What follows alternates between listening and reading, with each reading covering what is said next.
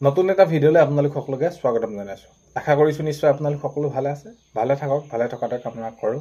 ভিডিঅ'ৰ থাম্বনেইল আৰু টাইটেল দেখি আপোনালোকে নিশ্চয় গম পাইছে ভিডিঅ' কোনটো বিষয়ৰ ওপৰত হ'ব গৈ আছে। বিদ্যালয় প্ৰাধিকৰণ এতিয়া যিসমূহ ভেঞ্চাৰ পৰ্যায়ত বিদ্যালয় আছে, মহাবিদ্যালয়সমূহ আছে, সেই বিদ্যালয় মহাবিদ্যালয়সমূহ প্ৰাধিকৰণ কৰাক লৈ কেতিয়া হ'ব, কি হ'ব, কেনেদৰে ক'লে মুখ্যমন্ত্ৰী মহোদয় বা শিক্ষামন্ত্ৰী ডাঙৰীয়া সকলোখিনি আজিৰ এই ভিডিঅ'টোৰ জৰিয়তে আপোনালোকক জনাম। আৰু যে এই যি প্ৰাধিকৰণ প্ৰক্ৰিয়া যদি তেনেদৰে দেৰি হৈ পলম হ'বলৈ হয় তেনেহ'লে এই শিক্ষাগুৰুসকলৰ অৱস্থা কি হ'ব, কেনেকুৱা ধৰণৰ, তো কোন তাৰ বাবে যোগ্য হ'ব বা কোন তেনেদৰে এই যে শিক্ষাগুৰুসকল, তো সেই সকলোখিনি কথা আজিৰ ভিডিঅ'টোৰ জৰিয়তে আপোনালোকক জনাবলৈ কৈ আছোঁ।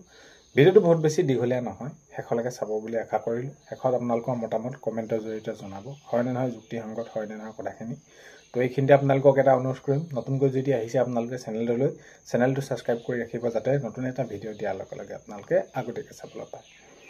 এতিয়া বিদ্যালয় প্ৰাধিকৰণ কৰাৰ ক্ষেত্ৰত অক্টোবৰতে নতুন আইন ওলাব বুলি আজি প্ৰায় 6-7 মাহ আগৰ পৰাই সেইখিনি কৈ থকা হৈছিলে। বিশেষকৈ এতিয়া এই অক্টোবৰ যি তেনেদৰে কৰিম বুলি ক'লে, প্ৰাধিকৰণৰ নতুন আইন ওলাব বুলি ক'লে তাৰ 2 মাহৰ আগে তো বহুত বেছি এটা ঘোষণা কৰা হৈছিলে বা তেনেদৰে সেইখিনি কোৱা হৈছিলে যে অক্টোবৰতে নতুন আইন প্ৰণয়ন হ'ব। আৰু তো আগতকৈ কেনেদৰে কি কৰিব পাৰি সেইখিনি চোৱা হ'ব, যাতে বিদ্যালয় যিসমূহ আছে, মহাবিদ্যালয় যিসমূহ আছে, যাতে প্ৰাধিকৰণ প্ৰক্ৰিয়াত সকলোখিনি আওতাত তেনেদৰে পৰে। তো সেইখিনি ক্ষেত্ৰত এতিয়া অক্টোবৰ পাৰ হ'ল। অক্টোবৰত তেওঁলোকৰ সেইখিনি আপোনালোকৰ অক্টোবৰত সেইখিনি কোনো ধৰণৰ বিদ্যালয় প্ৰাধিকৰণ নকৰিলে।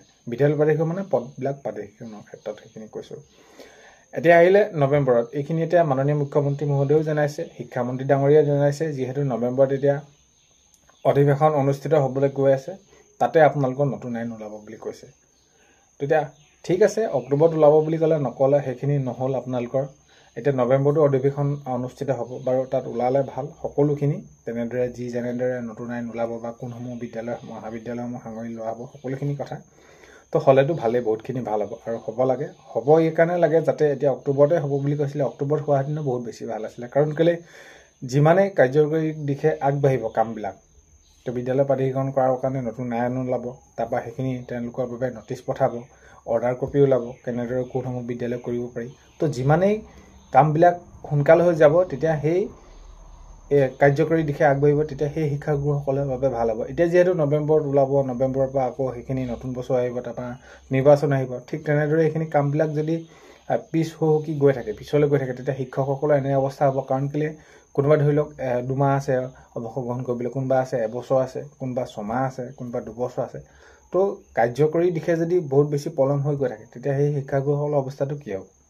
তেওঁলোকেতো অৱসৰ গ্ৰহণ কৰিব নাপাবগৈ। কোনোবাই ধৰি লওক এতিয়া এই পৰ্যায়ত এতিয়া অক্টোবৰতে হ'ব বুলি কৈছিলে, ওলাব বুলি কৈছিলে, ধৰি লওক জানুৱাৰীৰ ভিতৰতে সকলোখিনি কাম হৈ উঠে, তেনেহ'লে নিশ্চয় তেওঁলোকৰ সেই এবছৰৰ ভিতৰত হ'লেও কমচে কমটো অলপ হ'লেও কিবা এটা তেওঁলোকৰ সহায় হ'ব। কাৰণ কেলৈ, আজি বিনা বেতনে তেওঁলোকে দীৰ্ঘদিনৰ পৰা সেইখিনি কষ্ট কৰি অৱশেষত এতিয়া সেইখিনি নতুন কথাটো পাইছে খবৰ যে তেওঁলোকৰ বিদ্যালয় প্ৰাধিকৰণ কৰা হ'ব বুলি।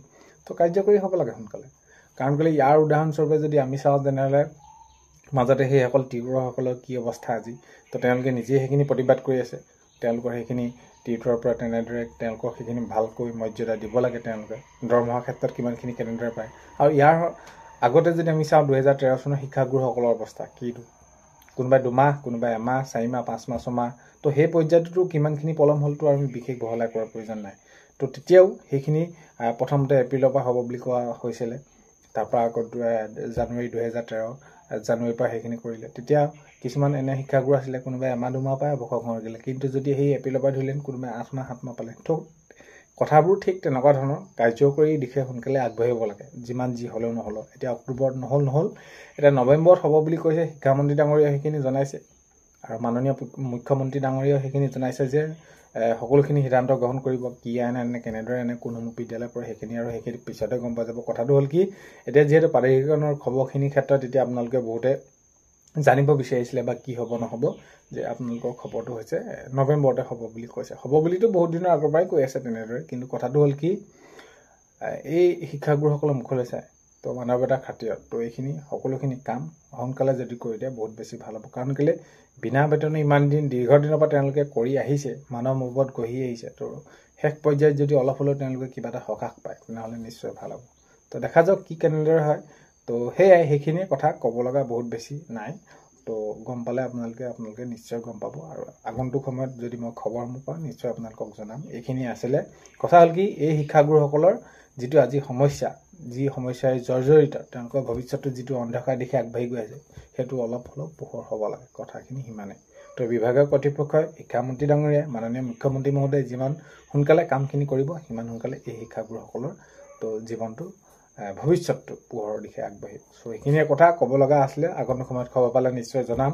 তো ভিডিঅ'টো শেষলৈকে চোৱাৰ বাবে বহুতে বেছি ধন্যবাদ। এইখিনিতে আপোনালোকক এটা অনুৰোধ কৰিম, ভিডিঅ'ৰ প্ৰথমতে কোৱাৰ দৰে চেনেলটোলৈ যদি আপোনালোক নতুনকৈ আহিছে চেনেলটো ছাবস্ক্ৰাইব কৰাৰ লগতে কাষতে থকা বেল আইকনটো প্ৰেছ কৰি অল কৰি দিব যাতে নতুন এটা ভিডিঅ' দিয়াৰ লগে লগে আপোনালোকে আগতীয়াকৈ চাবলৈ পায়। যদি ভিডিঅ'টো চাই ভাল পায় লাইক এটা কৰিব আৰু শ্বেয়াৰ কৰি দিব বুলি আশা কৰিলোঁ। অন্য এটা ভিডিঅ'ৰ সৈতে লগ পোৱাৰ আশাৰে আজিলৈ মানে